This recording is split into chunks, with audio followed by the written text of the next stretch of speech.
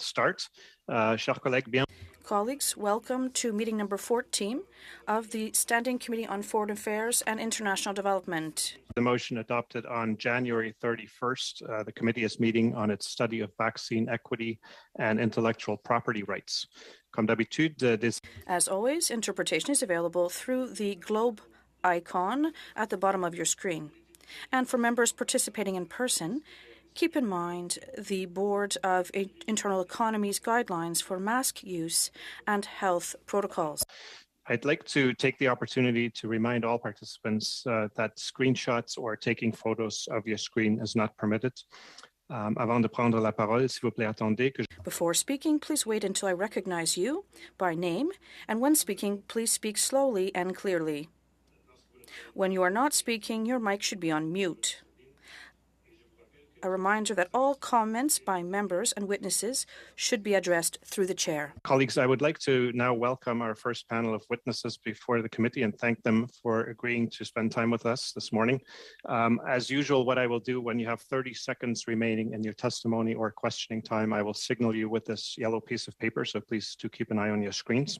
And now, I would like to welcome our witness from the first panel.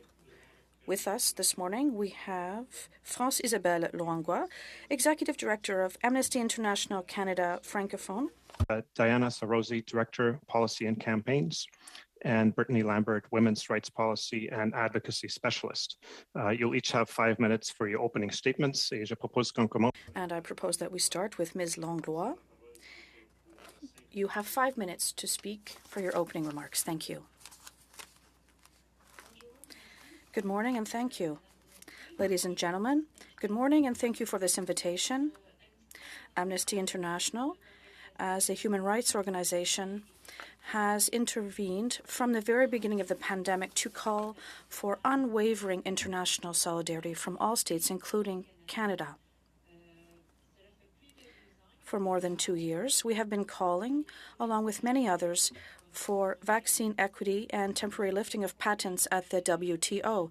This is the third time that I have personally appeared before a parliamentary committee on this issue. In the meantime, Canada's position has not changed. COVID-19 is still around and continues to kill people, even though we talk about it less and less. The gap between rich and poor countries is widening, and pharmaceutical companies continue to reap huge profits. Under international human rights law, states have an obligation to provide the financial and technical support necessary to implement rights to health, particularly in the face of the international spread of the disease. Therefore, we call on Canada once again to strongly support the proposed temporary waiver of international property protections for health technologies related to COVID-19, proposed by South Africa and India in October 2020 at the World Trade Organization. However, we are deeply concerned about a draft text leaked in the media in late March, proposing a compromise for this waiver between the EU, the US, India, and South Africa. As written, this text will never ensure the supply and transfer of technology that is necessary for equal access to health tools for COVID-19 and the protection of rights to life and health. We urge Canada to not endorse this text. The original waiver of the TRIPS agreement at the WTO, requested by India and South Africa, is intended to democratize the production of COVID-19 products until global herd immunity is achieved. The World Health Assembly recognized the role of large-scale immunization against COVID-19 as a global health-related public good to prevent, contain, and eliminate transmission in order to stop the pandemic. Yet, pharmaceutical companies around the world are continuing business as usual, limiting production and supply capacities. We'll have to live with COVID-19 for years to come. Everyone must have access to vaccines, but also to treatment. Production must be democratized, especially now that new treatments are becoming available. By supporting the lifting of intellectual property protection for COVID-19 vaccines and other products, Canada will put the lives of people around the world, and therefore Canadians, ahead of profits of a few pharmaceutical giants and their shareholders.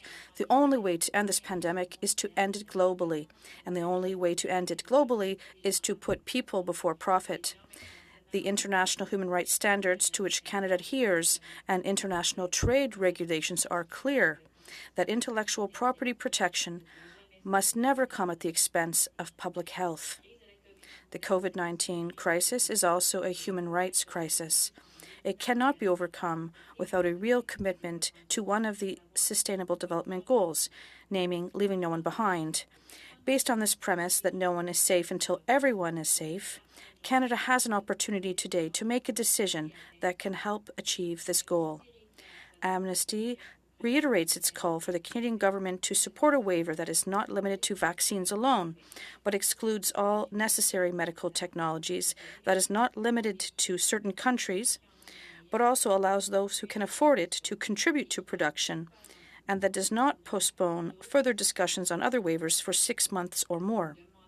We call on Canada to show exemplary leadership in international solidarity. Thank you very much. Merci beaucoup. Thank you very much, Ms. Langlois, for your opening remarks. Over to Ms. Sabrosi for opening remarks from Oxfam Canada. Please go ahead. Thank you, Chair. It is my pleasure to be here before the committee. Oxfam supports long-term development, advocacy, and emergency response programs in more than 90 countries around the world.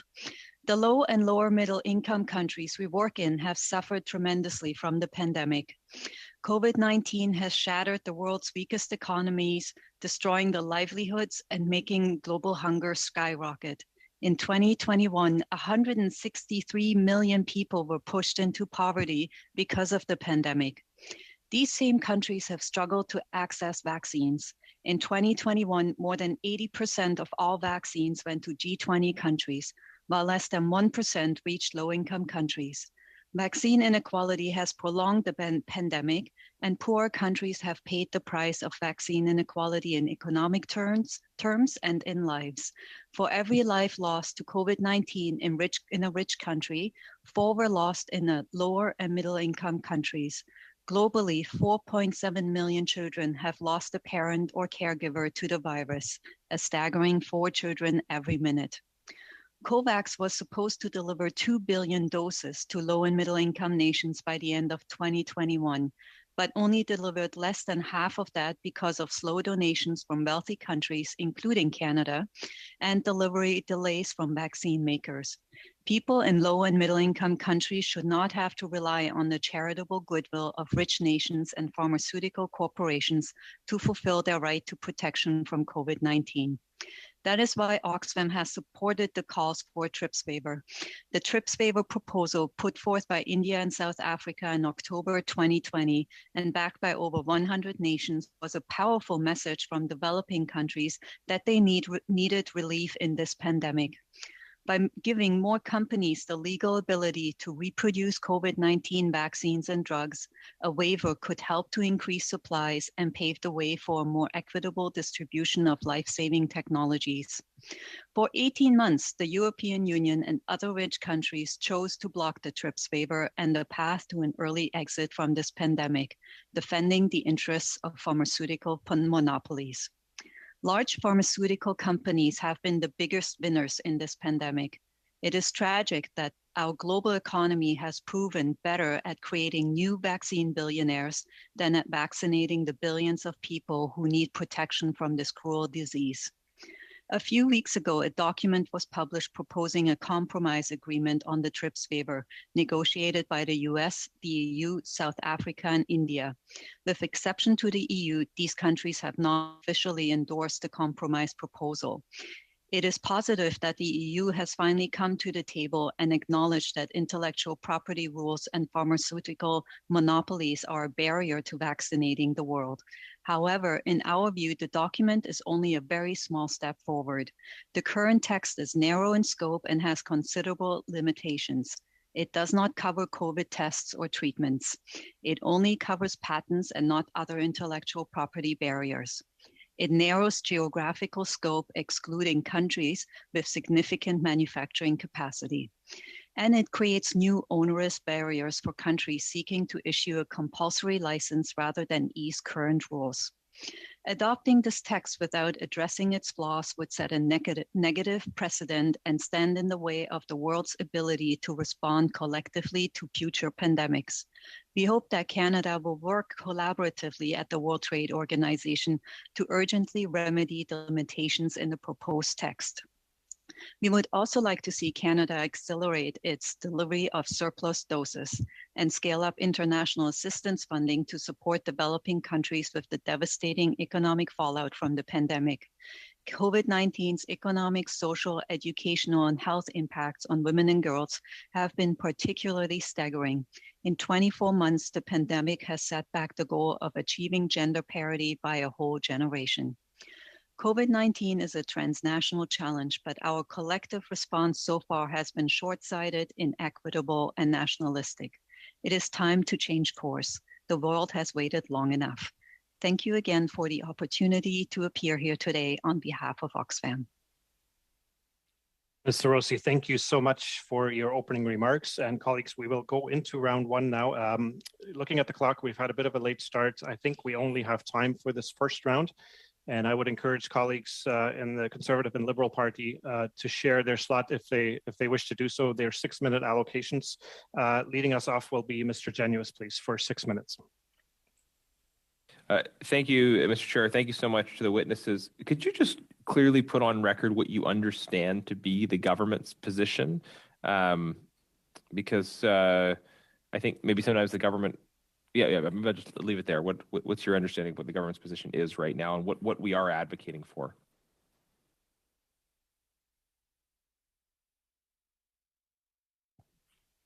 Yeah, I can jump in. That's a tricky question. That's what we're trying to find out as well. It has been very nebulous. On the one hand, they are saying they are not supporting it, but they're also not opposing it. So they're basically standing on the fence on this issue for many months now, but have also initiated an alternative third way kind of proposal, which has also further undermined the advancement of the TRIPS waiver conversations. I would like to bring in my colleague, Brittany Lambert, who can talk a little bit more about the Ottawa process. Hi there. So yes, the government has always stated with regards to the TRIPS waiver that its goal is to work constructively to find a consensus-based solution at the WTO that would be acceptable to everybody. But in reality, this nebulous position has made it very difficult to tell what their position is. And they haven't wanted to engage on the specifics of any clauses in the TRIPS waiver or in the compromise proposal with us. So okay. It's impossible to tell how constructive a role they're playing at the WTO right now. Yeah, I mean, at risk of sounding partisan, I mean, this sounds sadly typical. You know, they've got the right buzzwords out there: cooperative, collaborative, being nice, helping people, but it just becomes hard to know what they actually mean by these words. Would you say that that the third way they're talking about is that providing more clarity or simply more confusion about what their position is? Do you know what the substance of the third way proposals are, or is that just another sort of set of nice sounding concepts without clarity? So the third way, the Walker process driven by the Ottawa Group, they say that they're aiming to tackle issues like supply chains, export restrictions, other issues that industry has identified as being barriers to production. But unfortunately, it contains nothing on intellectual property. So it's not seen as a viable alternative by the 100+ countries that identified intellectual property as the biggest obstacle to their ability to secure life-saving tools. And so I would say that it muddied the waters at the WTO and that it probably did indeed postpone a consensus on the TRIPS waiver. Mm-hmm. And has the government articulated any reasons why they wouldn't proceed in this direction? Has that been part of the dialogue, or has it not even gotten that far? No, they have said that they want, a consensus-based solution that works for everybody. I suspect that the reasons, much like the other wealthy countries that have obstructed the TRIPS waiver, have to do with not wanting to take a position that would be contrary to the interests of pharmaceutical companies. that obviously have huge influence, especially when these nations themselves are depending on them to secure their own vaccines. How would you describe the level and nature of engagement of civil society, of human rights organizations like yours by the government on this issue? The government has been responsive. They've been willing to meet with us, but as I said, their position is so nebulous that it prevents us from getting into detailed discussions with them on anything. Their speaking lines just continue to be that they support consensus, that they're working behind the scenes to get that, and that's where it ends. Okay, thank you. Would Ms. Langlois from Amnesty want to weigh in on that point of just the nature of your engagement with the government up to this point? Can you repeat your questions? I'm not sure I understood. How would you describe the nature and quality of engagement that you've had with the government on this issue? Have they been forthright? Have they been available at senior levels to discuss their position, or how has that unfolded? Thank you. On est en discussion. We are in discussions with the government and various other players. It hasn't been easy. We've had to insist greatly 18 months before we were able to have these meetings and discussions, but we can't say that there was no discussions. So there are discussions underway, but there has been no evolution in the thinking or position of the government. Mm-hmm. And I know we have actually, I'm not supposed to speak about draft motions on notice, so I won't. One final question, if any of the witnesses could just speak to this concept of enlightened self-interest in the context of the pandemic, and we want to talk about altruism, of course, being a primary value, but how does enlightened self-interest inform what we should be doing in this respect?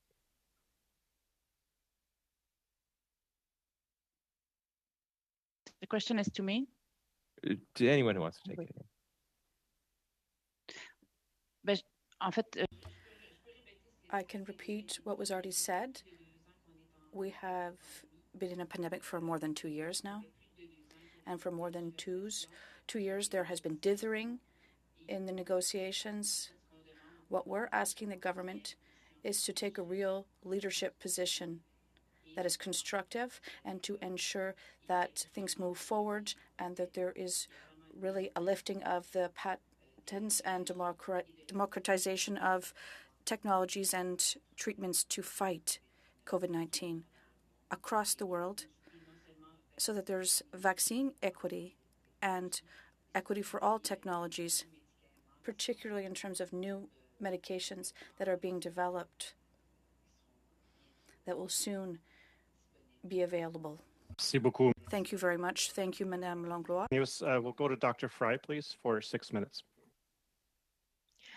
Thank you very much, Chair, and I want to thank my colleague Heather McPherson for bringing this particular topic up, because we all know, I mean, this is sort of common sense that until we can end the pandemic everywhere, we will continue to have bouts of pandemic going on, as we can see now with the BA.2 that is beginning to threaten, countries like Europe and obviously United States and Canada.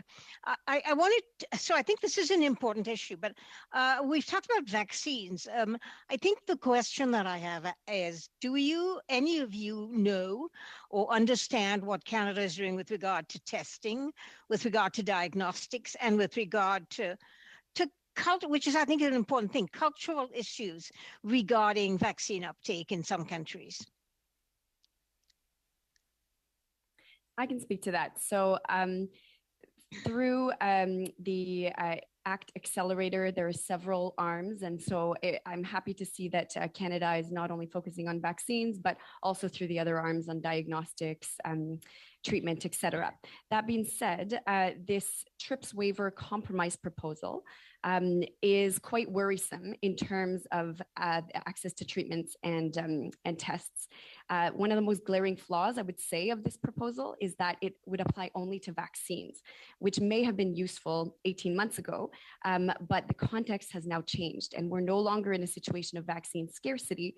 We're now at a stage in the pandemic where regular, rapid, and affordable testing and treatment are just as important. So we are concerned that this TRIPS compromise proposal, because it excludes tests and treatments, is just going to replicate the same extreme inequality that we've seen with vaccines, but in terms of access to other life-saving treatments. I just wanted to go back to one of the pieces I asked in my question, and that is, we know that many countries, you take a country like Hong Kong, it isn't obviously a low-income country, but Hong Kong is finding itself now with a huge number of deaths as a result of the pandemic, when it was doing very well at the very beginning of the pandemic in terms of its public health protocols. But what we're hearing, and I've been checking that out in a lot of medical journals, is a lot of people in Hong Kong do not want to take vaccines because of cultural issues. They don't trust vaccines, they don't understand it.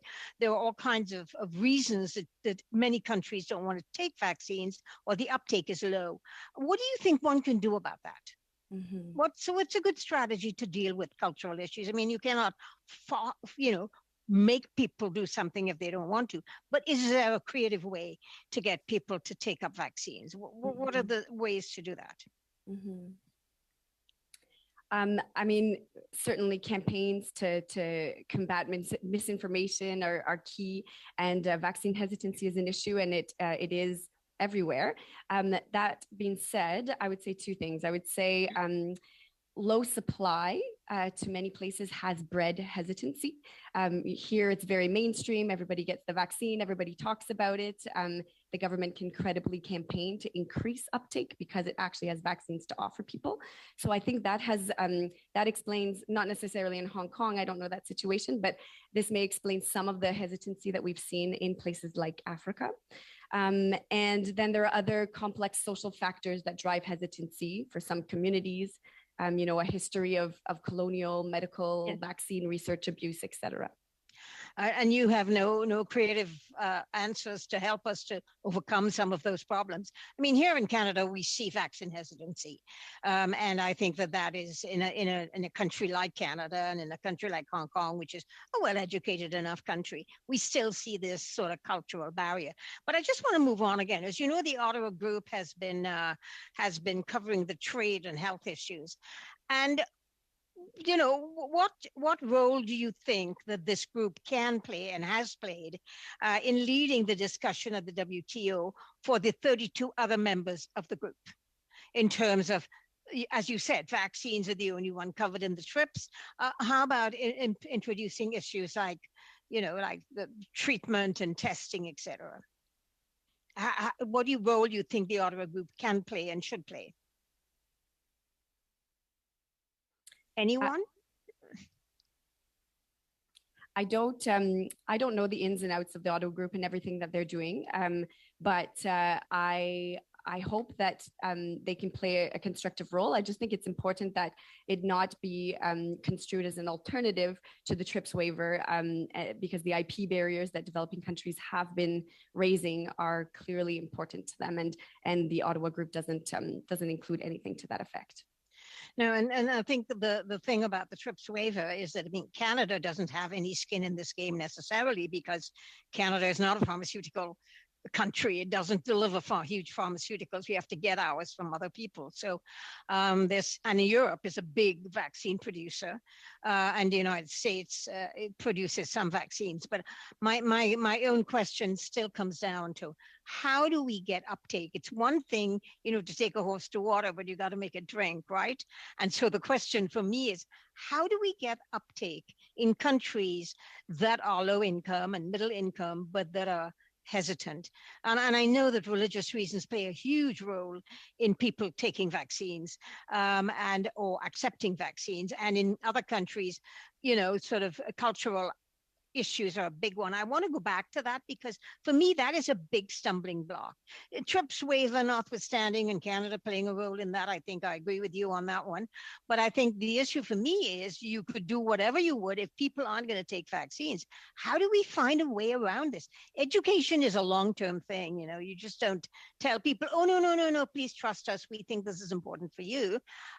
What sort of way can we use to get around? I know some people have talked about about paying people to take vaccines. I have heard that discussed in many countries. So do you think that's a valid way to get people to take up vaccines where they, for various cultural and other reasons, they don't want to? Dr. Fry, unfortunately, that's past your time. We'll have to wait for the answer in the next round. Sorry, Chair. Sorry, Chair. Madame Normandin, bienvenue. Ms. Normandin, welcome to the committee. We'll give you the floor now for 6 minutes. Thank you very much, Chair. Thanks to all our witnesses for your speeches. But my question is mainly for Ms. Langlois. You sent a member to many parliamentarians on March 3rd, and you expressed some of their concerns you mentioned earlier with respect to medications. The second point you mentioned is the fact that the bill says that only admissible countries will be able to participate. I'd like to hear what you have to say about that. Would it not be more appropriate to have, for example, the ability to include countries with more than 10% of production because they're producing for countries that are low income? So I'd like to know what you have to say about that. Thank you. First, I'd like to say that I am not, and Amnesty is not, a specialist in anything else other than human rights. So our concerns focus on modifications or restrictions that are being asked for that are not in line with the spirit of human rights and the convention that Canada signed. In terms of lifting the patents and intellectual property, what you have to remember, we want to have as few restrictions as possible because we have to democratize things as much as possible so that we have as many people as possible worldwide to have access to different treatments and not only vaccines. For all sorts of reasons, there is hesitancy, as Ms. Fry said, rightly so. The longer we take, the more hesitancy there will be. It sends the wrong signals when we restrict things and when we appropriate technologies and appropriate vaccines, and we're afraid to share them and to share them with humanity worldwide. Well, for example, if we give extra doses of AstraZeneca that we're not using, well, when we're afraid to give them to poorer countries, it sends a very bad signal. It's not good for them or us or them. So we have to take all of that into account. So if we only restrict production to certain countries, well, rather, regardless of how we establish the restrictions, well, we have to help countries. So it goes beyond this. Canada's role goes beyond sharing and sending vaccines and purchasing them for poor countries. There's the whole logistics that has to be set up as well amongst the countries. We have to give treatments and vaccines. Well, yes, vaccines are complicated. Vaccines require great specificity in terms of the logistics chain and how they're sent. People have to realize that in many regions of the world, the cold chain is hard to respect if we don't have the technology on site and the logistics there. And if we don't reach out to these people to not only bring these technologies there, but also to make people aware of the importance of these medications and treatments, well, this has to be done. Thank you. You asked the questions I was going to ask. So in terms of hesitancy, in terms of what Ms. Fry said, does it not also contribute to people's hesitancy? What we're proposing in the terms of this waiver is only preventive and involving vaccines. So we don't really talk about the whole curative aspects. Sometimes people are hesitant to take a vaccine, but when they are sick, they're less hesitant to take one. Is that also not part of that culture, but if we're not giving people access to curative treatments? I can't really respond to that specifically, why we didn't include these aspects, but I think we have to bear in mind that there's a question of profit at stake, and some people want to keep their monopoly over these profits. People are putting economic interests before people's health. Thank you very much. In your letter in January that you addressed to parliamentarians, you mentioned that we have to exhort human rights to be part of this debate at the World Health Assembly. I'd like to hear what you have to talk about human rights and rights to health. Is this something that is specific right now? Does it mean that we have a right to vaccines, or does this have to be deduced legally? No. Right to health means that we have rights to all available treatments that are available, regardless of where they are, and to have fair and equitable access to health care, regardless of where this is. So vaccines are part of health care for various illnesses, including COVID-19 right now. Would it be relevant in the future to specifically codify this so that we can avoid going forward debates on what this includes and doesn't include, whether we should include the curative aspects or not? We really need to spell this out. Yes, I agree. Canada has to support this work that is underway so that it specifically mentions issues of pandemic, so that when there's the next pandemic, because I imagine there'll be others, we don't have to go and spend years and months debating what we're doing right now. So everything's already set up so that we offer better equity to preventive and curative treatments. Thank you very much, Ms. Normandin, and I'd like to thank our witness as well. For 6 minutes. Thank you, Mr. Chair, and thank you to our witnesses for being here today. This is so important, and the work that you have been doing on this is vital. You know, over the weekend and last week, we heard about the new development of the Omicron XE variant, which is, of course, extremely worrying, and certainly means that what we're doing here today is just that much more important. And I have to start by saying I'm extremely frustrated that we are in this position, that we are still debating some of the things and still discussing some of the issues that we are discussing today. You know, the first time I raised this issue within the Foreign Affairs Committee was actually on November 17th, 2020, when I asked to ensure that we had an equitable way to make sure that countries around the world could access vaccines and that they would not be all procured and snatched up by wealthy countries at the expense of global health. Obviously, when we look at the history of how vaccines have been rolled out during the COVID pandemic, that has not been the case. And I guess that's where I'll start today.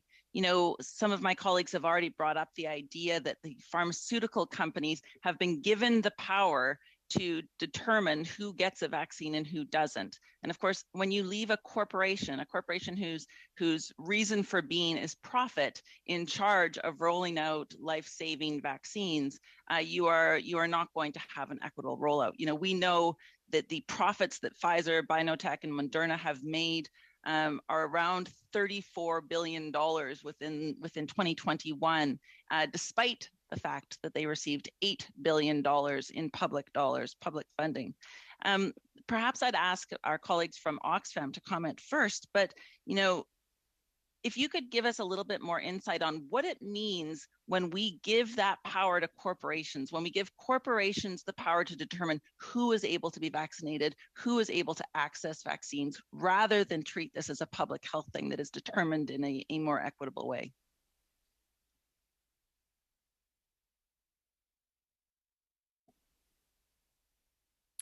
Sure, I can go. So you're right, Heather. The pharmaceutical monopolies, the fact that the big four, if you will, have basically had exclusive patents on these vaccines that the entire world wants, and that has basically allowed them to play God and to decide what price they're going to sell the vaccines at and who they're going to sell them to. And so they've obviously prioritized the contracts with the wealthiest governments who were willing to pay more. And they've insisted that, they can supply the world. They've consistently over-exaggerated their production capabilities. And this control that they retained allowed them to artificially constrain supply at the cost of millions of lives in developing countries. the profits that they're making are quite outrageous. The Moderna and biotech are making 69% profit margins. If you look at how much Pfizer, biotech, and Moderna are making together, it adds up to about profits of about $65,000 per minute. Okay. Yeah, and so it's quite shocking, and that's it. I think that lives should be prioritized over corporate profits when they clearly have more than enough already. Thank you so much. And absolutely. Could add to that, Heather. Of course. But the thing is, we knew that would happen, right? Because this is how it's happened in the past, and this is just how the world works, right? And that's why COVAX was set up. And that's the thing about it. COVAX, in its sort of conception, was a brilliant idea to try and not have that kind of situation. But by then countries starting to make side deals with these pharmaceuticals, COVAX got completely undermined, because otherwise it would have been COVAX purchasing for the world, right? Mm-hmm. And these pharmaceuticals wouldn't have been able to pit countries against each other for the highest prices. Exactly. Yeah. Well, and one of the things too that this is not new. We have had problems with access to essential medicines in the past. I worked with MSF on campaigns, decades ago on this. One of the other concerns I have, and I want to just flag for you, is we have heard that Canada will be using vaccine doses to contribute to the calculation of official development assistance.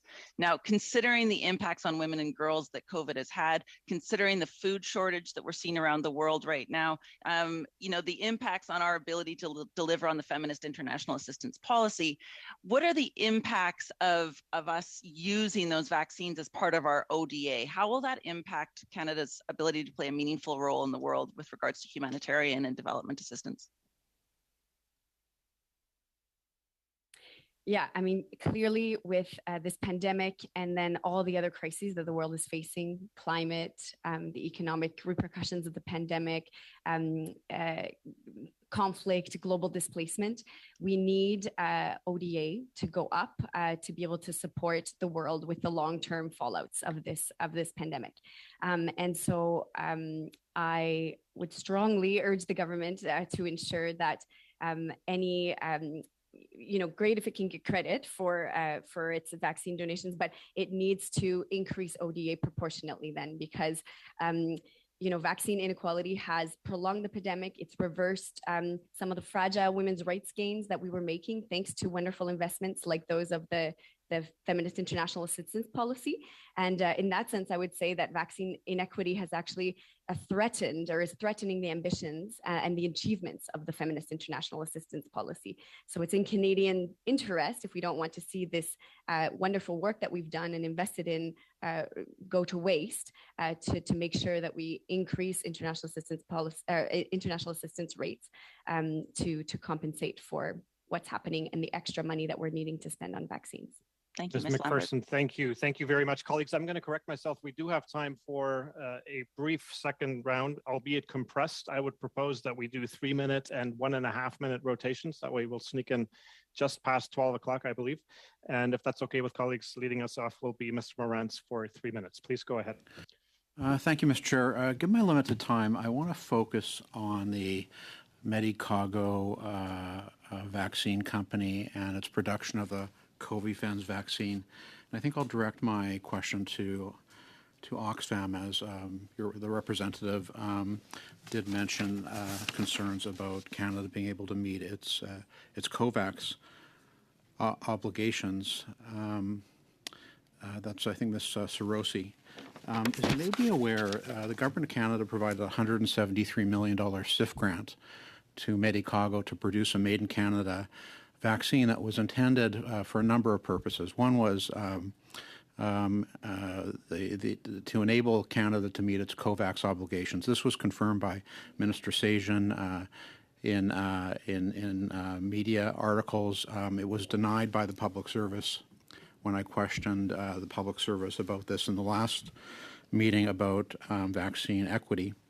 I'm just wondering if you have any concerns about this. I know the WHO has said specifically that Covifens will not be approved for emergency use.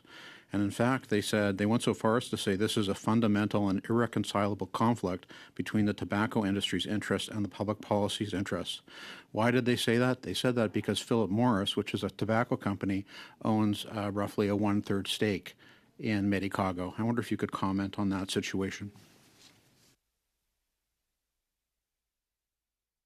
My apologies, but I can't comment on that specific situation. Actually, I don't know the details. My hope is that Canada can. Obviously, I want to see Canada be able to donate as many vaccines as possible that are useful to the developing world. But I don't know the ins and outs and politics of that situation. Yeah, do any of the other panelists have any knowledge of that of this issue?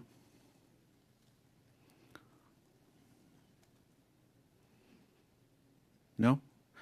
Okay, well, I'll leave it to you to look into it. But obviously, Canada's obligations to COVAX are a very serious international obligation. So I think it might be of interest to you to find out that Canada is going to have a lot of difficulty meeting its 200-dose obligation because of the fact that the proper due diligence wasn't done when 173 million taxpayers' dollars were invested in a company that's producing a vaccine that cannot be used outside of our borders for emergency use. Those are all my questions, Mr. Chair. Thank you very much, Mr. Morantz, and thank you for sticking to the time limit. Mr. Sarai, please, for 3 minutes. Thank you. I want to thank the witnesses for giving insight onto this. I think this is an ongoing issue and still a pretty pressing issue, even though we see rates in Canada have gone down and vaccine uptake very, very high. I'd like to find out if any of the witnesses can elaborate on just how practical would a trip waiver actually be, just taking into time how long it'll take to build a facility specifically for RMNA type of vaccines, procure the ingredients, and then actually manufacture and deliver it. We've seen it here, even though announcements were made immediately when COVID happened, funding, support, and the facilities are just coming up now. It takes 2 years almost. Even if we were to do a trip waiver, if the world were able to do that, how practical would it be? Would facilities be up and running and getting ingredients? And if it takes the same timeline in Canada or Western worlds, it would essentially take almost 2 years. So I don't know if that has been taken into account and if somebody can elaborate on that. Yeah, I can jump in on this issue. So a study by MSF has already showed that about 100 companies are ready to manufacture these vaccines around the world. Obviously, nothing's going to happen overnight, and there need to be, adjustments being made. But these are companies that are already producing vaccines and medications for all kinds of other diseases. So it's really a matter of adjusting it. But the other thing to consider as part of it is the amount of time that it takes to do clinical trials, right? So trying to manufacture your new vaccine takes a long time because you have to spend a long time doing clinical trials. And so that time could really be reduced if there was a possibility to share the knowledge, to share the tech, so that we don't have to do these extensive clinical trials anymore. And what's the cause of the slow uptake, even in places like China, which manufacture their own vaccine, have a very robust system of delivery and procurement, where their levels are very, very low, and we see the uptake low. So it's not a matter of purely availability, but also hesitancy or other factors. Can anyone elaborate on the Chinese situation? It's almost 1/6 of the population of the world. Yeah, I can elaborate on that, which also includes the situation in Hong Kong. China has pursued a policy of zero COVID cases, right? And so their policy was from the start, we're just not going to let it in. We're going to focus on testing as soon as there is a case, people are isolated and taken away out of society, basically. But it's really gotten down to this Omicron variant that they realize this policy is not sustainable. But in terms of hesitancy, I want to bring up one recent study by the Partnership for Evidence-Based Response to COVID-19 that showed that an overwhelming majority of people in Africa, 78% of people surveyed across 19 countries, are willing to get vaccinated. So, hesitancy is not particularly higher in developing countries than in developed countries. People want to get vaccinated everywhere, but by having this charitable approach where countries never know when they're going to get vaccines and how soon they're going to expire, just makes it very difficult to get these vaccines in people's arms. My apologies, Ms. Sarosi and Mr. Sarai. In the interest of time, we'll have to move on. Merci beaucoup. Thank you very much. I will give the floor now to Ms. Normandin for a short 1.5 minute intervention. Yes, that's very short. We talk a lot about the obligations of states in terms of health rights. And correct me if I'm wrong, but these obligations are not subject to sanctions if they're not met. I think this also enters into play. There is still great pressure from pharmaceutical companies. There's a lobby. Would it not be relevant in terms of future treaties to have sanctions if states do not meet their various obligations with respect to human rights and rights to health?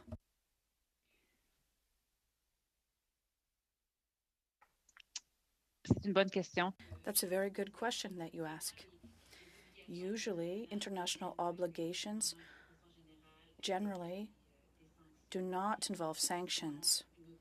Other ways, we would have to sanction countries in terms of how they legislate their national obligations with respect to international ones. But there is a moral obligation, and there are international treaties that help obligations to be met. Yes, in that case, in terms of health, there are pharmaceutical lobbies that we need something to counterbalance this. Would it not help in terms of sanctions, if we had sanctions? Yes, we do have to counterbalance that excessive force, strength rather, of pharmaceutical lobbies. We have to give more place to we have to give less, rather, weighting to an economic interests of the private sector. We have to work on that. There are economic interests nationally that are also linked to the international economic interests of the pharmaceutical companies. Thank you very much, Ms. Normandin. 1.5 minutes. Thank you very much, Mr. Chair. And again, thank you to our witnesses. I have one very quick question for Ms. Langlois, if I could. We are now 2 years into this pandemic, going into our third year.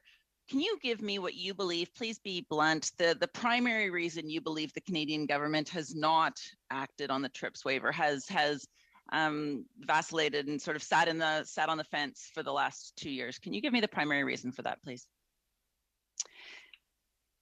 This is my intuition, but I think there are economic interests behind this. Canada, like other countries, even when it's negotiated with pharmaceutical companies to have access to vaccine stocks, we know the price rather that they paid for vaccines in most countries. We know that the prices are not the same from one country to another, and we have to negotiate with pharmaceutical companies to have the ability to produce our own vaccines. And unfortunately, that entered into play in terms of our relations with the pharmaceutical companies. We have to negotiate on one end, and we have to exert political pressure that is much stronger in that respect. So in effect, what you're saying is that the Canadian government has enabled the pharmaceutical companies around the world to have the power over life and death, and have not pushed for those tools that could in fact make sure that vaccine equity is something that is in reality around the world. A very quick answer, please. Briefly, yes. Thank you very much. Thank you very much, Ms. McPherson. Mr. Abeltaif, please, for 3 minutes. Well, thank you, Chair. I just hear today that there's a lot of politics around this whole issue, and one of it is the using the product from Medicago, where the millions of doses were ordered to be able to donate to COVAX, and were denied because of the involvement of a third party or of an investment company into the manufacturing or into that private sector in Canada. Isn't that also part of the politics? I mean, do you see it in that fashion? Why would you deny giving or accepting these vaccinations that's available for the world where it's most needed for reasons such as? And that question can be to any of the members, maybe to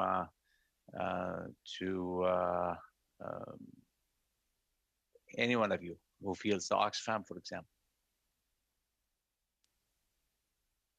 As I mentioned in my answer to my previous question, I'm not familiar with the details of this case and therefore can't comment. But that's a conversation about the availability of vaccine and the waiting for that and the deaths that taking place in many parts of the world. And Oxfam is one of those organizations on the ground that operate in trying to help these countries that they don't have vaccination available. So isn't that part of the politics too?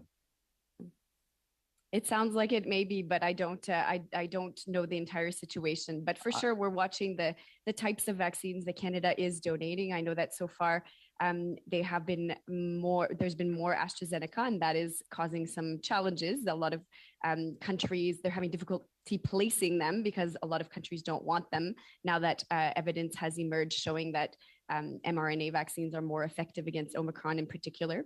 And then we're watching as well with regards to, I know they've donated some Moderna. In terms of Pfizer, Novavax, we don't have any, there's no clarity yet on whether Canada will be donating any of those, but I think many countries would like to know. But unfortunately, I do not know the details of the Medicago case. I like to hear amnesty on that too. Thank you. J'en sais pas plus. I don't know more about Medicago either. It's hard to answer your question.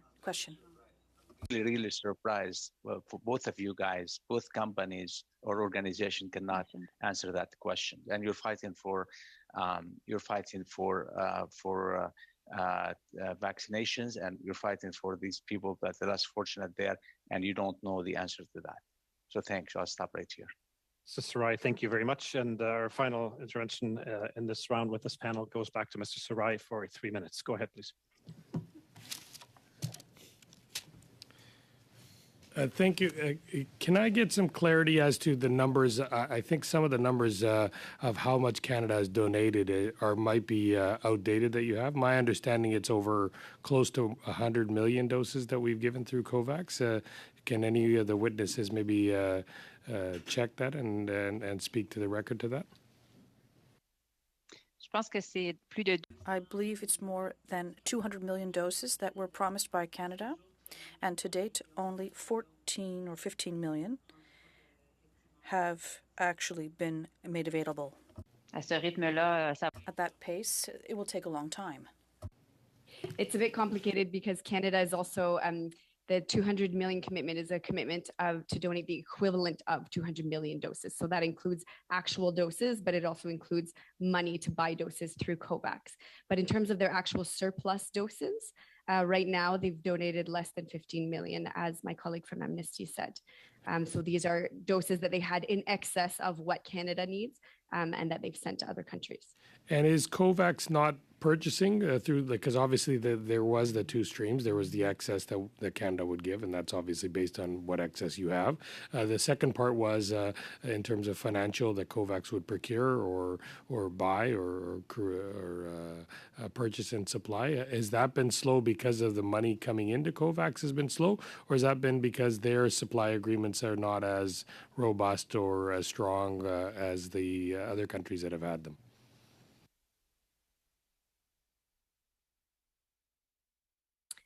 I mean, I think it's starting to speed up through COVAX. December, January was kind of a turning point. Up until then, there was a scarcity in the supply globally, and so COVAX, couldn't move because there were no vaccines for them to buy. But now the landscape is changing, and so I expect that money that goes to COVAX will be able to purchase vaccines more quickly from this point on. So do you not think that it would be faster to immunize more people by funding those existing facilities that are now able to make excess production to do those rather than starting from scratch? And this is not a government position or a position inside. It's just trying to see practicality. How's the fastest way we get people immunized?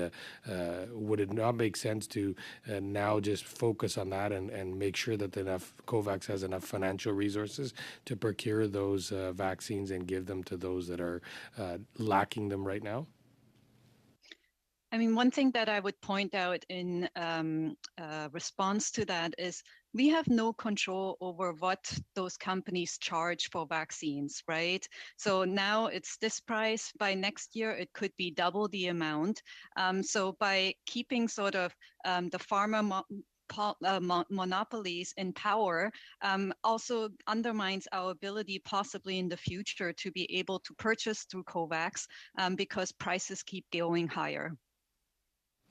Mr. Sarai, thank you. Thank you very much. That concludes our time with the panel. I'd like to thank both of our witnesses for being with us today. Merci beaucoup de votre comparution. Thank you very much for your testimony and your expertise. Disconnect, and then we will suspend briefly to empanel our second panel and bring those witnesses on board. Thank you so much. Merci beaucoup. Thank you.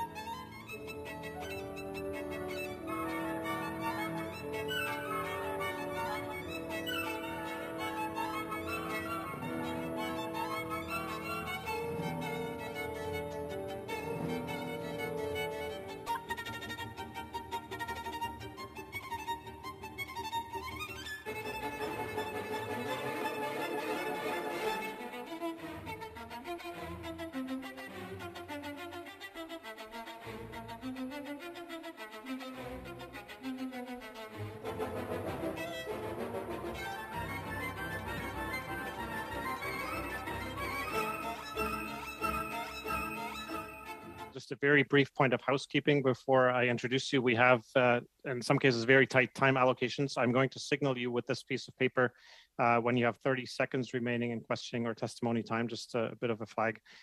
If you could stick to the time limits, that would help us greatly. We would like to welcome colleagues for our second panel, Shahzad Ali, Associate Professor and Canada Research Chair in Public Health Economics at Western University, and Robin Waite, Director, Policy and Advocacy of Results Canada. And I'll give each of you 5 minutes for opening remarks, beginning with Professor Ali. Please go ahead, sir. The floor is yours. Thank you, Mr. Chairman. 2 years into the pandemic, 64.5% of the world has received at least one dose of the vaccine. But the percentage in the developing world is only 14.5%. This massive vaccine inequity is, quite frankly, an embarrassment. Companies have prioritized sales to governments that could pay the highest price, pushing low-income countries to the back of the queue.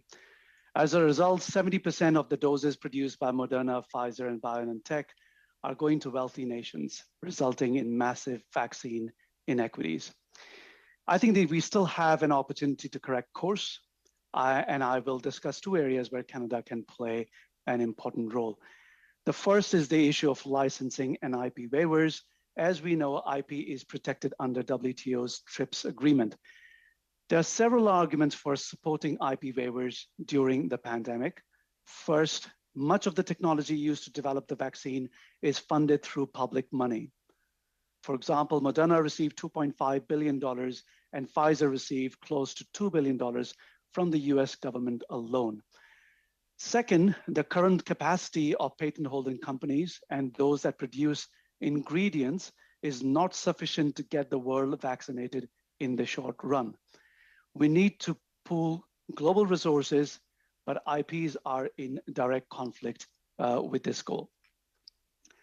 Now, Canada has repeatedly referenced Article 31 bis of the TRIPS agreement and its operationalization via the CAMR, or Canada's access to medicine regimes, as an example of existing flexibility in the TRIPS agreement. However, the only time this process has been used in Canada was in 2008 for 2 shipments of an HIV drug that were sent to Rwanda after 4 years of struggle with the CAMR process.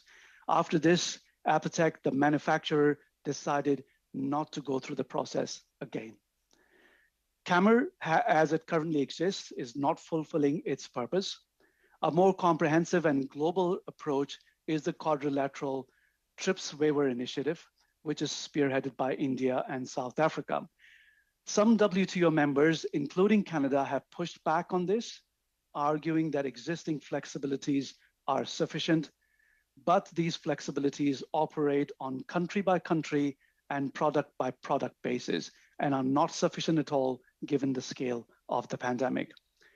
After 18 months of negotiation, text of the TRIPS waiver is being developed, but early reports indicate that it has several limitations. And even the current draft of the waiver could be in danger if some countries oppose it. While in the past, Canada has not actively supported this initiative, this is the time to play a role in pushing for an all-inclusive TRIPS waiver. The second initiative that Canada can support is the WHO's mRNA Vaccine Technology Transfer Hub, which was established last year in South Africa. The aim of the hub is to facilitate manufacturing of vaccines in developing countries by transferring the technology and the technical know-how to the local producers. The hub has produced the first batch of COVID vaccine based on publicly available information, but without support from patent holders. However, many steps remain before the vaccine can be distributed, and it won't help to curb the pandemic this year. For this hub to be effective, it is essential that the technology used here is either free of IP constraints in low-income countries, or that such rights are made available to the hub through non-exclusive licenses. The hub will require significant resources and technical expertise, and I think this is an opportunity for Canada to support a historical initiative to reduce vaccine dependency and inequity. Thank you. Professor Ali, thank you very much. And also thank you for remaining within the time allocation. That's very much appreciated. Ms. Waite, please go ahead for opening remarks. The floor is yours for 5 minutes. Thank you, Mr. Chair, and hello, everyone. I'm Dr. Waite, the Director of Policy and Advocacy at Results Canada. Results is a nonprofit, grassroots advocacy organization committed to raising voices for a world free of extreme poverty. Our network of 500 plus volunteers have been advocating for vaccine equity since the start of the pandemic. I'm pleased to have the opportunity to share some of our organization's reflections on these issues, informed by our own perspectives and those of the many experts, advocacy allies, and civil society partners we work with here in Canada and around the world. Despite the relaxing of public health measures here in Ottawa, the pandemic is far from over. Around the globe, we are seeing a rise in cases, and the threat of dangerous new variants persists. A failure to coordinate a global response to the pandemic and the resulting inequity in access to COVID-19 tools is having costly consequences. 85% of all COVID-19 related deaths are in countries with low access to tests, treatments, and vaccines. Associated disruptions to health systems and the redeployment of resources and attention to COVID-19 has wiped out decades of development and global health progress. 23 million children missed out on basic childhood vaccines in 2020, the highest number missed since 2009. In 2021, the World Health Organization reported the first year-on-year increase in tuberculosis cases since 2005. And school children around the world have missed more than 2 trillion hours of in-person learning, the consequences of which are learning and earning losses. And the global economy is projected to lose US $5.3 trillion by 2027. Now, the war in Ukraine, growing humanitarian crisis, and looming food and energy emergencies will exacerbate the strain on economies, peoples, and systems around the world. The collision of crisis of COVID, conflict, and climate, all unfolding and rapidly escalating in real time, demands that global leaders such as Canada double down to end the pandemic. While this study is focused on vaccine equity, we should really be talking about all tools needed to end COVID-19, including diagnostics, treatments, and vaccines, plus the health system infrastructure and people needed to roll them out.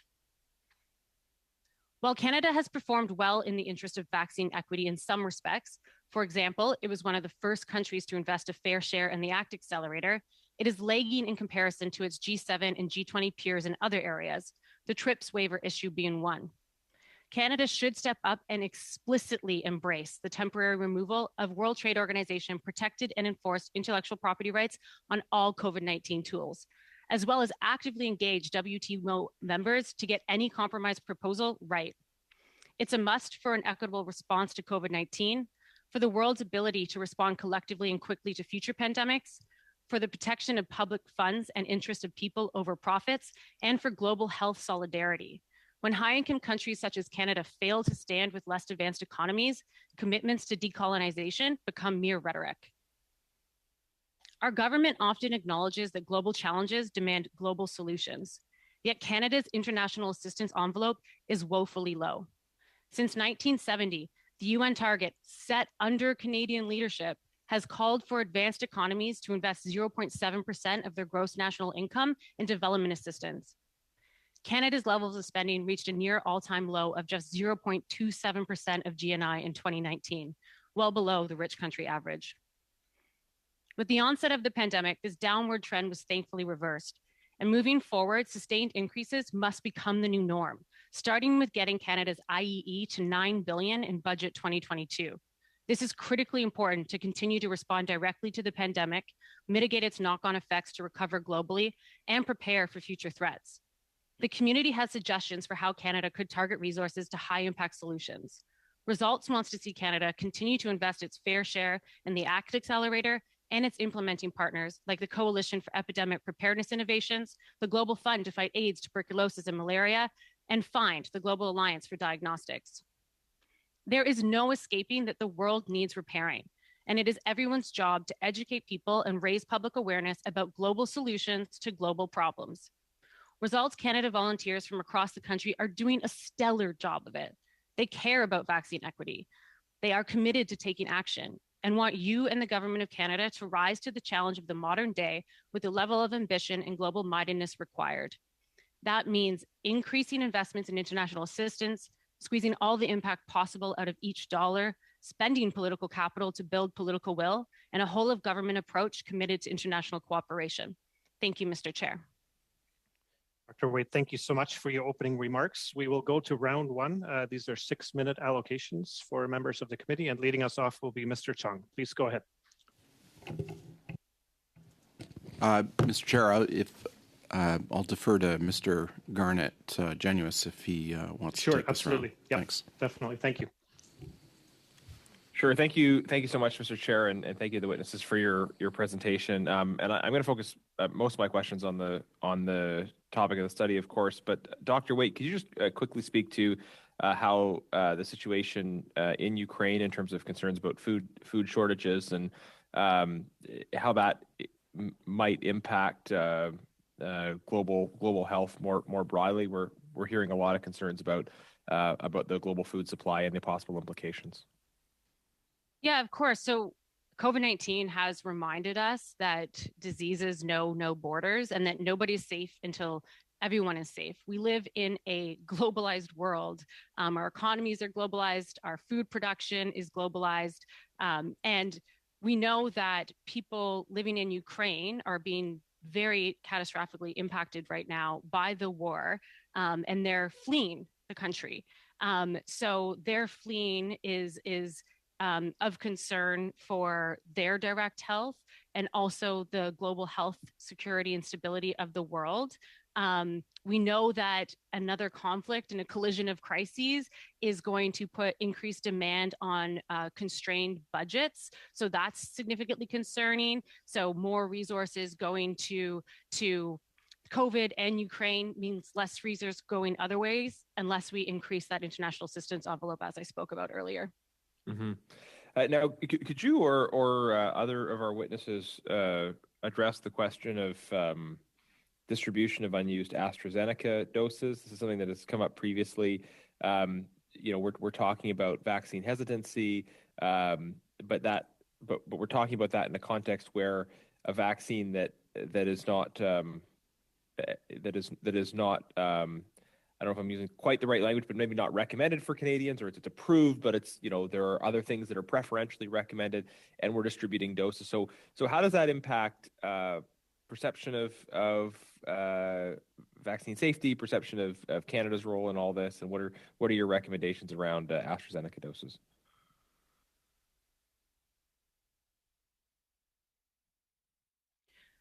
Sure. I can go first.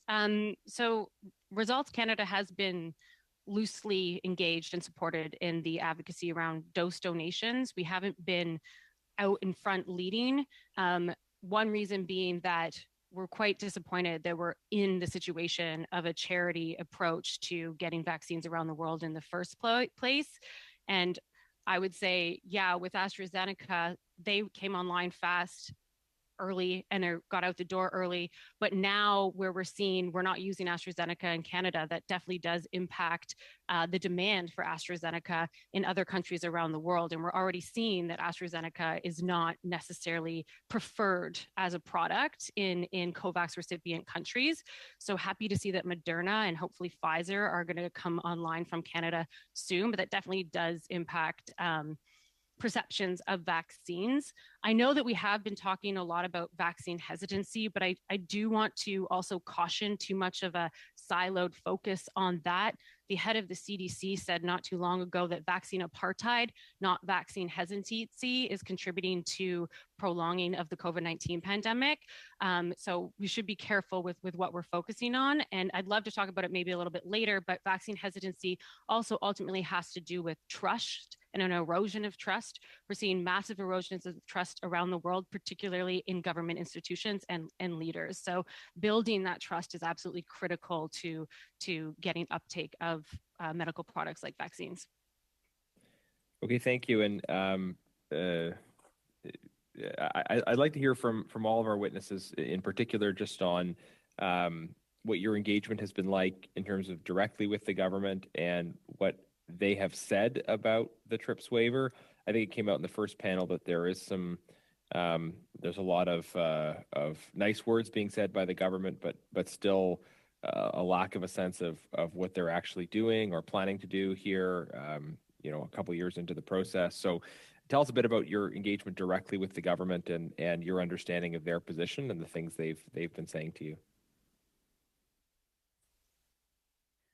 I'm happy to go first. I've not engaged directly with the government on this particular issue, but I've seen several accounts of how Canada has engaged or not engaged in this process. In fact, last year, a number of accounts have emerged suggesting that the Canadian government has, in fact, been discouraging other countries to engage with the TRIPS waiver procedure. And CAMR has been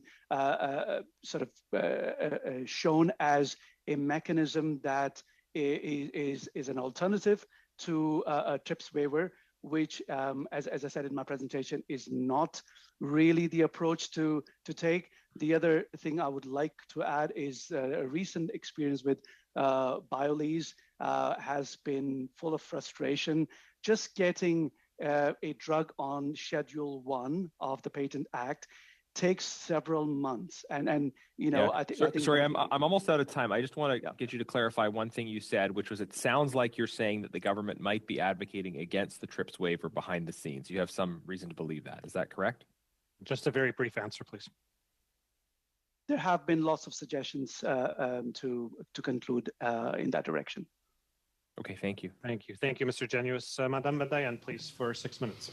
Merci beaucoup, Monsieur. Thank you very much, Chair. And I'd like to thank Dr. Waite and Professor Ali for your testimony. Professor Ali, perhaps I'll continue in English because I would like to pick up on that very last point that you made. Obviously, we are in committee and we are on the record, sir, and many countries have acknowledged Canada's leadership in putting together the Ottawa Group. I myself, as well as other colleagues on this committee, were part of the International Trade Committee's extensive study on the TRIPS waiver discussions, in which many experts weighed in on Canada's role. So if you do not have specific sources that you're willing to share with us, I would ask you to reconsider your comments regarding Canada's role to date. I would also like to point out that the United Kingdom, the EU, Norway, they have all opposed the TRIPS waiver at the WTO. And what Canada has been trying to do is to bring countries together in order to reach agreement. I think you would agree, Professor, that we do need the European Union to agree to such a waiver for it to be effective. Professor, over to you.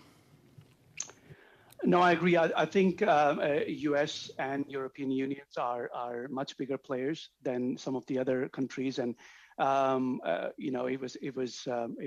it was good to see that the U.S. last year started supporting actively supporting vaccine waiver, and European Union certainly has some reservations in this area as well.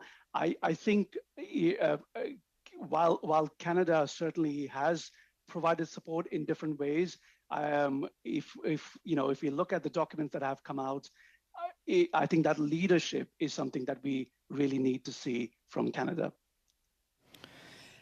There are many reasons being given by the EU and the UK, which you've just acknowledged are critical in coming to terms on a waiver at the WTO, including manufacturing capabilities, including quality control and the safety of the vaccines. In that context, and given the fact that these important players in terms of having manufacturers in their home countries, can you perhaps give us, in a very short response, some of the reasons why you feel that the existing flexibilities in CAMR, not because I think that they are that is a better route necessarily, but given the intransigence of countries that we need in order to reach a waiver, why are you so against using the existing flexibilities, which, as you yourself pointed out, were used in 2008? So as I pointed out, the company that used that flexibility in 2008 was extremely frustrated with the process. And a recent experience of BioLease was not particularly different. Just getting, like I said, a drug on Schedule 1 takes several months. And the approach of taking going country to country and drug by drug is not really an efficient mechanism to respond to this crisis. I understand, Professor Ali, but now we are in blocked negotiations at the WTO, which I would again insist that Canada is very much trying to unblock. Dr. Waite, I think I would just turn to you in order to clarify some of the statistics which we heard on a previous panel. I think that we have very publicly stated on our government website that 14.2 million doses of vaccine have been already donated through COVAX by Canada, but it's actually 100 million dose equivalents that have been donated. Are you familiar with that statistic, Dr. Waite? Yes, I am. And that's because some of our commitment to the 200 million doses is in dollars committed that COVAX could then use to purchase vaccines. Exactly. And wouldn't you agree, Dr. Waite, that it is a good thing to provide the flexibility to countries to choose the vaccine that they would like to purchase for their population? Yes, and that's exactly why Results Canada has not leaned too heavily in the dose donation advocacy in and of itself, because dollars would be the most helpful investment so that COVAX could have those flexibilities and purchasing power directly with pharmaceutical companies. Excellent, and that's exactly what we are doing as a government. So, I would just like to point out that puts Canada approximately, I'm going to say 6 or 7, but in the top 10. Would you agree that we are one of the top 10 countries in the world in terms of vaccine donations? Yes. We also are interested in your thoughts, and you mentioned it in your introduction, Dr. Waite, that there are 2 trillion hours of in-person schooling that have been missed. I believe you mentioned it was last year by young people, by children. I see you nodding. And Canada is also, I believe it's number 1 or number 2, perhaps you know, in supplying diagnostics, rapid tests to developing countries. Do you feel that is important, given some of the statistics you mentioned in your introduction? Yeah, so I couldn't say that if we're the top or not. I'm not familiar with that statistic, but I can say that investing equitably across all the pillars of the ACT Accelerator is pretty important. So the ACT Accelerator has a vaccines, therapeutics, diagnostics, and health system strengthening connector, and Canada has invested across all. And the ACT Accelerator also works so much. in order to in order to raise awareness and fight vaccine hesitancy as well. Just a very brief answer, please. Yes. Very brief. Merci beaucoup, Madame Bandayan. Thank you very much, Ms. Bandayan. We'll give the floor now to Ms. Mormonda. 6 minutes. Thank you very much. I'd like to thank all the witnesses. When we talk about COVAX, or vaccines, we know that pharma companies, right from the onset of this crisis and when vaccines were developed, had monetary interests. There was a pharmaceutical lobby and a monetary interest to offering vaccines to the countries that paid the most. And this allowed less fortunate countries to obtain vaccines through COVAX. We talked about also vaccine diplomacy. We saw China team up with Serbia for distribution of vaccines. We also saw China intervene greatly in Africa.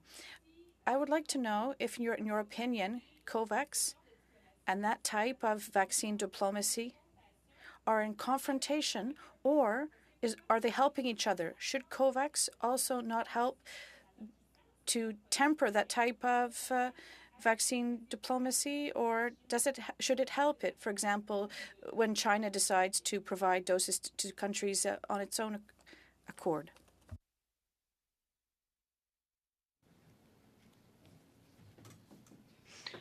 Sure. So COVAX, when COVAX was developed, it had big dreams and big intentions. And if we all would have played by the COVAX principles from the start, we'd be in a very different position than what we are today. It was because high-income countries such as Canada bought into COVAX, but then also undermined COVAX at the same time by going and procuring mass amounts of doses directly with pharmaceutical companies, that we ended up with a supply constraint in the end. So ideally, we would have had a globally coordinated response to this pandemic out the gate. Unfortunately, we're not there. So all hands on deck is pretty welcome right now. And if we need to look at COVAX, bilateral dose donations, anything that we need to do to get to the 70% target of vaccinating the world, we should do at this point. But we should definitely learn lessons and try and figure out how to globally coordinate in the future so we avoid a march of folly on a global scale like this again in the future. So did I understand correctly? If the COVAX initiative had been better structured from the beginning, we could have avoided to have seen so much in terms of vaccine diplomacy later, particularly with China. Did I understand that from your answer? Say better supported by G20 countries, not necessarily better structured, but if all countries who were committed to the vision of COVAX would have wholeheartedly backed it up by making sure COVAX had priority access to dose donations, then yeah, we could be in a different situation than we are today.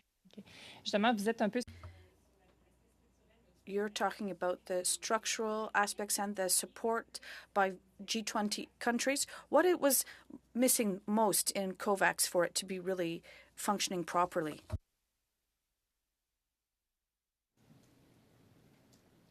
Dollars, fast investment in it as a mechanism so that it could then go and purchase vaccine doses quickly. So that's one thing it was missing. And the other thing it was missing was not a full commitment to its vision and mission. Because, for example, Canada supported COVAX with investment at the AMC and the self-financing arm of it. But then we also went and procured our own dose donations directly with pharmaceutical companies, which kind of undermined the COVAX in and of itself. In terms of this idea of getting our own doses rather receiving doses from countries rather than giving countries the money to buy them, we saw a lot of waste in some cases. Some countries gave doses when they were almost ready to expire, doses that went to countries that were almost out of date. So what would have improved to have avoid that type of situation where doses were almost thrown out because they were close to expiration? So COVAX is a new mechanism. It's the biggest mass deployment of vaccines around the world that we've ever seen to this scale. So it's learning as it evolves. And so now we're also seeing COVAX starting to introduce minimum shelf lives with doses being donated so that when they land in a country, they have at least a certain amount of time left to be able to turn that vaccine into a vaccination. So those things are changing and happening in real time because we're learning as we go. We've heard from witnesses in a previous meeting that there were issues in terms of supply of vaccines, but also demand from countries when they were demanding more than what was sent. Should we not have distribution algorithms for vaccines in various countries so we can avoid such issues?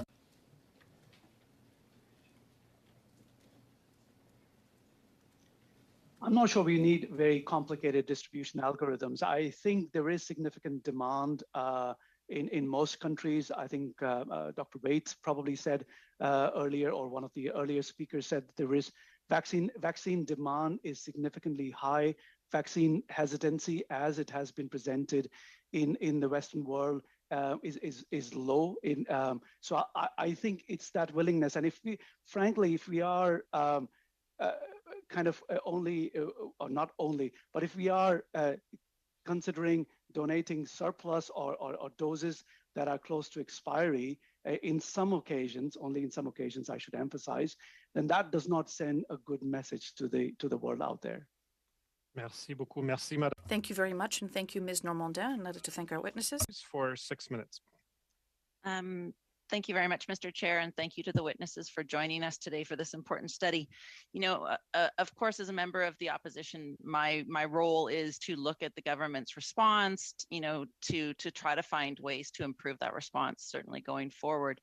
And what I'm hearing from testimony that we've heard this panel and in the previous panel is that the Canadian government, in effect, undermined COVAX by agreeing to or by negotiating bilateral agreements with pharmaceutical companies.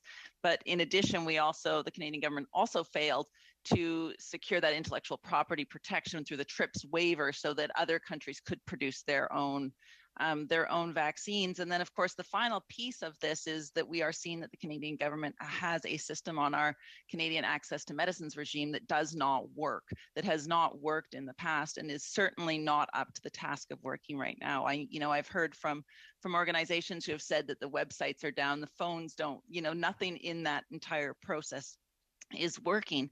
And so as an opposition member, what I look at is the potential for us to have a different response if a if a future pandemic or a variant of COVID-19 were to happen. And so I'd like to ask both our witnesses, how confident do you feel that the response, the global response, particularly from a Canadian government perspective, would be different if we were to be in this situation again in the near future or distant future? Perhaps I could start with you, Dr. Ali. Thank you. So vaccine nationalism is something that we have seen across the globe. Canada is not the only country. US and most European countries have taken a very similar route, which is, in some ways, it's understandable. There is public pressure from on the government, but at the same time, I hope this is really a time when we learn from the way we've responded to things. Because this is obviously, we all understand this is not the last pandemic. There will be future pandemics. But also, I think important to think about global efforts.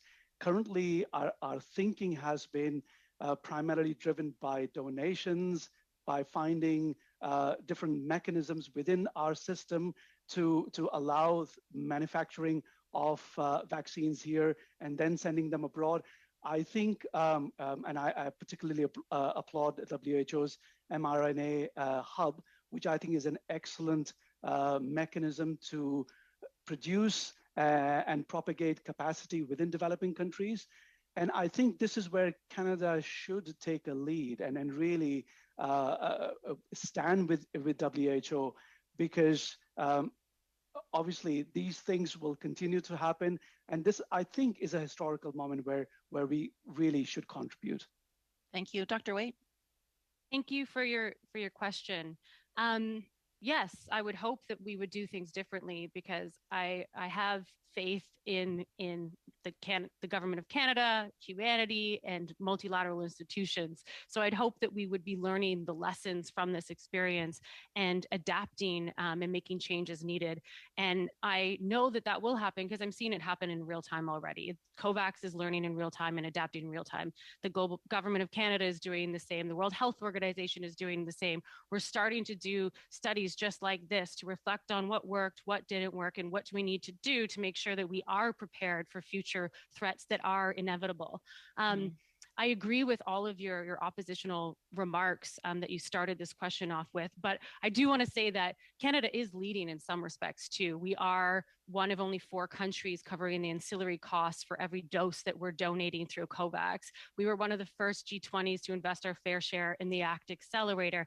We took a leading role in creating the COVAX donation mechanism, and Minister Karina Gould, when she was with international development, she was a co-chair of the AMC engagement group. So it's a nuanced, complex issue. Some areas we're doing well in, and some areas we're underperforming. Thank you. Well, and I will, I mean, as much as I have other questions I'd like to ask, I do have to take this time with my time that I've been allotted. I would like to move a motion that I brought forward that has to do with this topic. So if I could, Mr. Chair, move the motion that I tabled last week. Would you like me to read it, or can I just move it right now? It's at your discretion, Ms. McPherson. If I would like there's value in briefly reading it, I think you're absolutely, you're free to do that. Please go ahead. Thank you so much. And it is very short. So the notice of motion is that pursuant to Standing Order 1081A, the committee order that all briefing notes, memos, and emails regarding lobby meetings between the government and pharmaceutical companies where vaccine equity was discussed since March 2020 be provided to the committee no later than April 21st, 2022, and that matters of cabinet confidence be excluded from the request, and that redactions for commercially sensitive information are applied only where strictly necessary. Thank you, Mr. Chair. And I would ask for a vote if I could. Thank you very much. I will now invite colleagues to intervene on the motion that's before the committee. It's properly before the committee. It was put on notice before, and it relates directly to the substance we're discussing today. I'm going to work with our clerk to make sure we develop an integrated list of interveners. I can see hands raised virtually, and there may well be colleagues on the floor also who wish to intervene. Madame Bandayan, please lead Ms. Bandayan. Discussion of this motion. Merci beaucoup, Monsieur. Thank you very much, Mr. Chair. I'm somewhat disappointed, given that we all agreed previously that as a committee that this study that we are doing right now was important and that we were now going to miss 20 minutes of this meeting because of my colleague's intervention. But I see that we've already started debate. So I will let it follow suit. Thank you. Thank you very much, Ms. Bendayan. Questions from colleagues on the motion that is before us. I don't see anybody virtually, Madam Clerk. Anybody from the floor who also wishes to intervene? Okay, I'm going to be cautious here just in case people are still formulating thoughts, but seeing no further debate, are colleagues prepared to vote on the motion as presented? Okay, I seem to have a consensus on taking it to a vote. Colleagues, is there any opposition to the motion as presented by Ms. McPherson?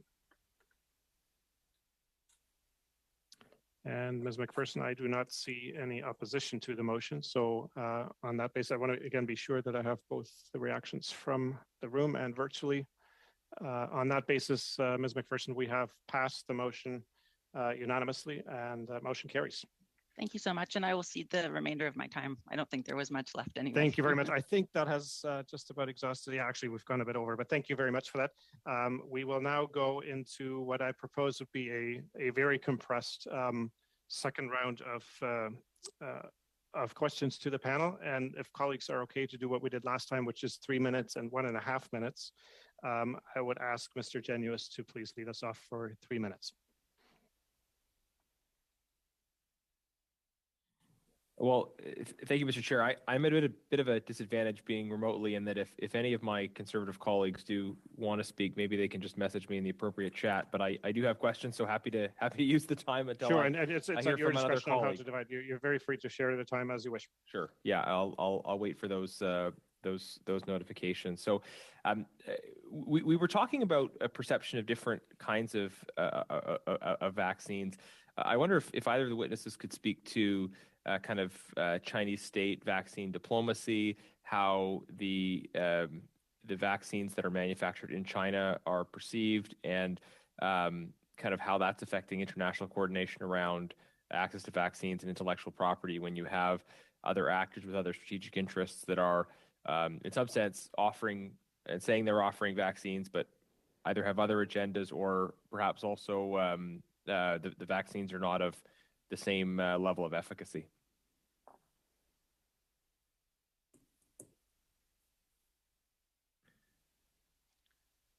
Thank you for the question, and apologies. I'm not informed about enough to speak to that issue.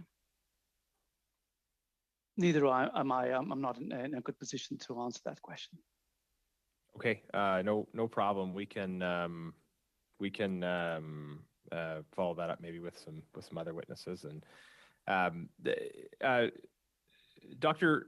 Waite, you didn't have a chance to answer my my final question, I think. So I wonder if you could speak to your reflections on that one as well. Yeah, so we have engaged Minister Ng's office, Results Canada directly, and then also by working in coalition with allied civil society organizations who want to see Canada step up and explicitly support the TRIPS waiver proposal. I can say that most of what we're hearing or feeling is that it's a commitment to the process and no real clear indication if there's a commitment to support the actual proposal from India or South Africa. So it's commitment to process, negotiation, and that's pretty much the end of the conversation. Mm-hmm. So just to sort of sharpen that point a bit, you feel that at the end of the day, you don't really know what the government's position is. They haven't been clear about what it is with respect to the waiver, one way or the other. Yes, I'd say that's accurate. If there's not much discussion happening, it's hard to understand. Okay. All right.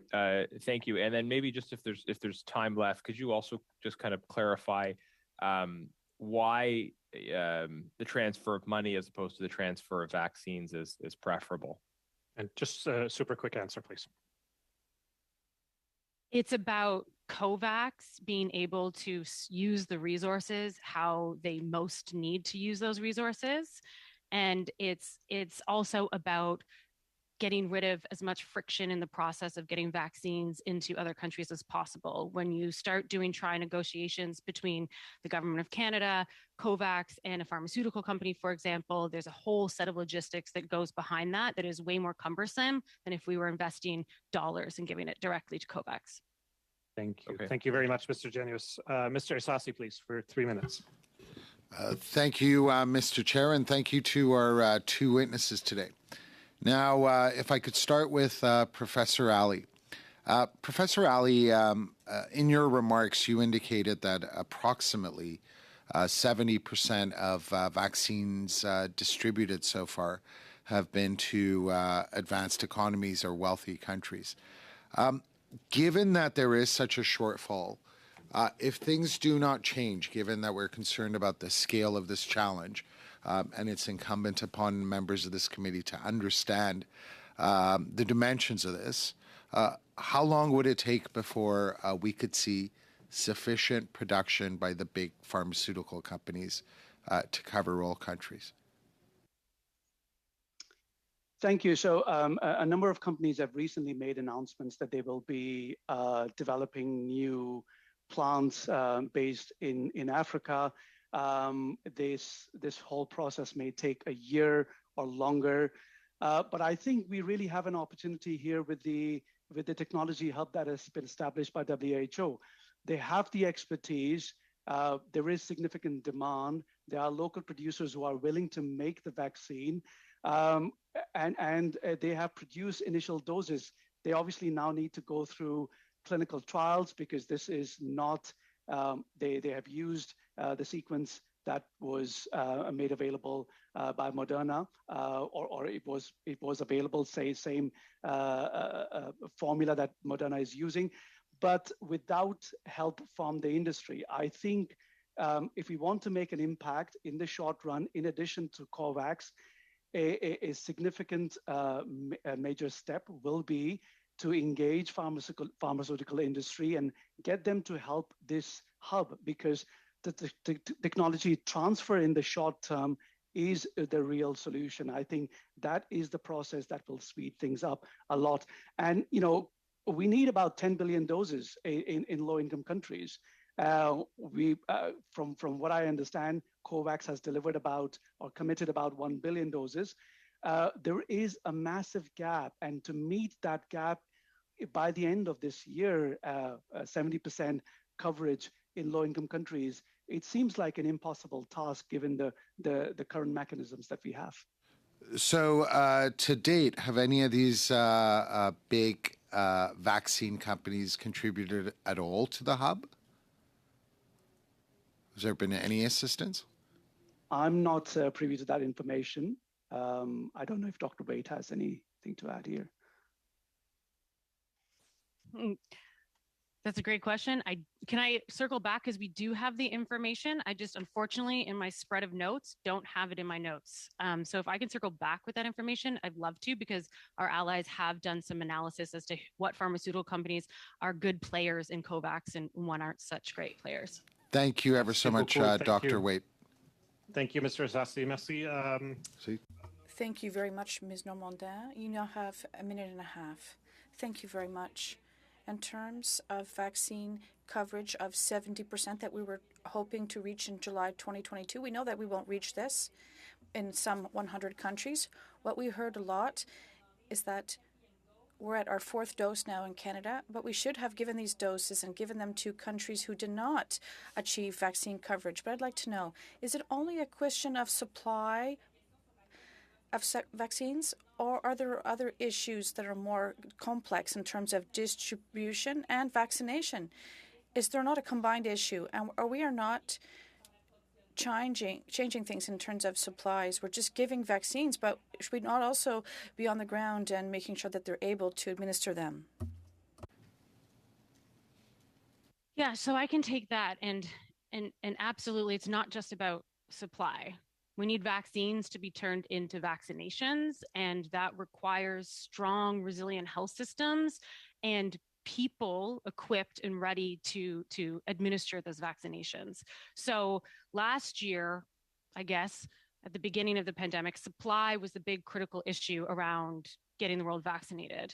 Now it's more about delivery of those doses. We've got a lot of doses. How do we get them into arms as fast as absolute possible? And that really does come down to strengthening those health systems and investing in people. We've seen that community-led responses are absolutely critical to in getting things out the door quickly and also building trust with communities. So I would recommend an investment of the frontline health heroes who are doing this critical work for us.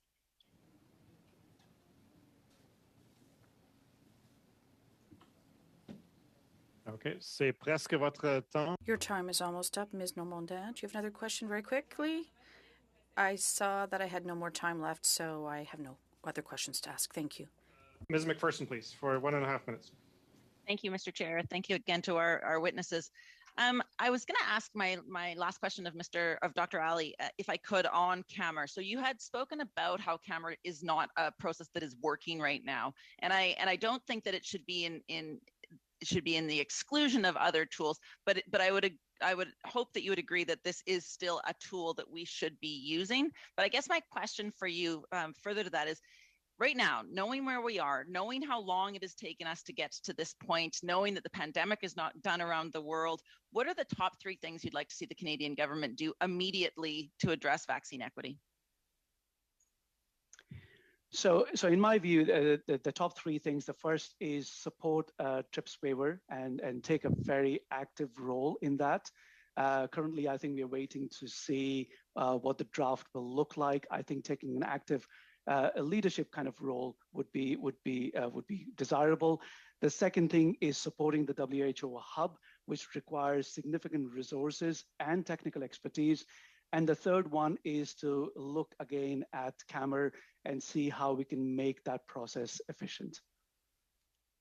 Thank you very much. And Mr. Chair, that was my question. So I'm sufficiently informed. Thank you. Thank you very much, Ms. McPherson. Mr. Morans, please, for 3 minutes. Thank you, Mr. Chair. This question is to Dr. Ali initially. And I don't know if you had a chance to listen in on the first hour of our meeting, but I'm particularly interested in the matter of a grant from the Government of Canada to the Medicago vaccine manufacturer. And perhaps, Ms. Waite, either of you are welcome to weigh in on this in the short time we have. This grant was given to make sure Canada had domestic production capacity, but also to ensure that we could meet our COVAX obligations. In the last meeting, I asked public officials about this, and they said that the fact that the WHO had disallowed the COVIFENS vaccine for international emergency use would not affect the Government of Canada's contributions to COVAX. Subsequent to that, media reports said that the minister confirmed that, in fact, it would affect our contribution to COVAX. I see this as a failure of due diligence on the part of the Government of Canada to ensure that when they're providing a grant to a company that is owned by partially owned by a tobacco company, in this case Philip Morris, that they do their due diligence to ensure that it's available for emergency use outside our borders. I'm wondering if you could comment on that situation.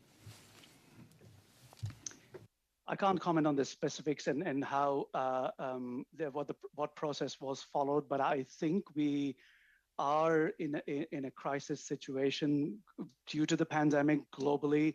I think I understand the stance that WHO has taken, given Philip Morris's 21% stake in the company. I was asking a question to myself: if this was the first vaccine coming out in 2020-21, what would be our position then? We certainly have a strong, and I, for one, is someone who has been actively working in the space of smoking and tobacco and would not support anything that is tobacco industry funded. But WHO has in the past, in 2014, has approved treatments for Ebola. It was a treatment that had tobacco ties. I don't know how things will go in this particular case, but I think we need to look at things from a different lens than we would under a non-pandemic situation. Dr. Waite? Yeah, I can just chime in quickly and agree. An unfortunate failure in due diligence, but I can say that I understand that the 200 million doses to COVAX committed was not taking into account any vaccines from Medico. It was dollars and then excess doses of the likes of AstraZeneca, Pfizer, and Moderna that we had already purchased directly with pharmaceutical companies. I would just say you could check media reports, but the minister is on the record in media saying that that this is going to affect Canada's obligation to meet its COVAX commitments. Mr. Morantz, thank you very much, and thank you to the witnesses. And our final intervention with this panel this afternoon goes to Dr. Fry for 3 minutes. Please go ahead. Thank you. I wanted to thank this panel for some very creative solutions to some of the problems that I was trying to get to. But I think you're absolutely right, Dr. Waite, that it's not just about getting vaccines, getting them into people's arms. And I think that's an important one. I just don't have a question. I thought that the top 3 recommendations made by Dr. Ali made sense. And so I think, at the end of the day, we all know that the objective is to get as many people as possible vaccinated globally so that we can get rid of this pandemic. And I think you're absolutely right that our ability to learn from the process mistakes, the first kind of set of rapid things that we tried to do, we can learn for future pandemics. But I would hope that at the end of this all, we don't simply focus on COVAX, but we focus on preparations, both in terms of infrastructure in developing countries and both in terms of finding ways to educate in the interim with regard to cultural and religious objections, so that if there is another pandemic, we're ready to roll and that we are prepared, having learned from our mistakes. So I want to thank both of you for very comprehensive and non-ideological sets of responses that showed the ability to think outside the box. Thank you. Thank you very much, Dr. Fry. Merci beaucoup. Thank you very much. And I will say on behalf of the committee, I'd like to thank all of the witnesses. Thank you very much for your testimony today. It was greatly appreciated. That's one very brief point of business, which is our proposed scheduled informal meeting with the UN High Commissioner for Refugees, Filippo Grandi, on Thursday morning at 9. If you could please flag with the clerk if you're planning to attend. There's a virtual option and an in-person option. And with that, I wanted to just take a moment, as always, to thank our clerk, our analysts, our amazing House of Commons team for all the support they're giving us these days, not just for the regular meetings, but for a number of ad hoc extraordinary meetings as well. It really is very much appreciated. Mr. Genuis. Thank you, Mr. Chair. Could I just ask that when we have senior officials from international organizations, that you offer us the opportunity of considering a formal meeting with them as well? Because we have done formal meetings on the record. I mean, informal conversations are nice. They don't have the same level of transparency to the public. So we seem to be doing a lot of informal meetings, which is, I mean, better than nothing at all. But I do want to flag that as something that maybe should be considered when we have these opportunities. Mr. Genuis, it's noted and appreciated. In fact, a formal meeting in those instances often the first option or the first consideration. In this case, because of House resources or the House order, it wasn't possible to land a formal meeting under the time frame available to the High Commissioner. Therefore, we chose the informal option. But your point is well noted, and it is always the priority to consider that option first. Okay, thank you. Okay, colleagues, thank you very much. With that, we stand adjourned. Please keep safe, and we will see you at our next session. Merci beaucoup. Thank you very much. Thank you.